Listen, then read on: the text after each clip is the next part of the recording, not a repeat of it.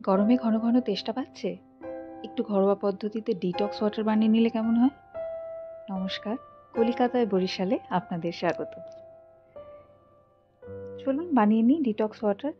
এর জন্য আমি একটু শসা নিয়ে নিয়েছি, আর লেবু, আর কটা পুদিনা পাতা। আপনারা চাইলে একটু আদা কিন্তু অ্যাড করতে পারেন, তাতে একটা ফ্যাট বার্নিং এফেক্ট আসবে। প্রথমে শসাগুলোকে কেটে নেব, আর লেবুটাকেও ঠিক এইভাবেই গোল গোল করে কেটে নেব। আর যে জলটা আমি ব্যবহার করব সেটা কিন্তু ফিল্টার ওয়াটার। চাইলে জল ফুটিয়ে ঠান্ডা করে সেটাও ব্যবহার করতে পারেন। গরমে শরীর ঠান্ডা রাখার এরকম অনেক রেমেডি কিন্তু কলকাতা বরিশালের চ্যানেলে আসতে চলেছে। চ্যানেলটা সাবস্ক্রাইব করা আছে তো? তাড়াতাড়ি সাবস্ক্রাইব বাটনটা প্রেস করুন। লাইক, শেয়ার এবং কমেন্ট করতে একদম ভুলবেন না। এই ডিটক্স ওয়াটারটা শরীরকে ঠান্ডা রাখে, ডিটক্সিফাই করে এবং অবশ্যই তেষ্টা তো মেটায়।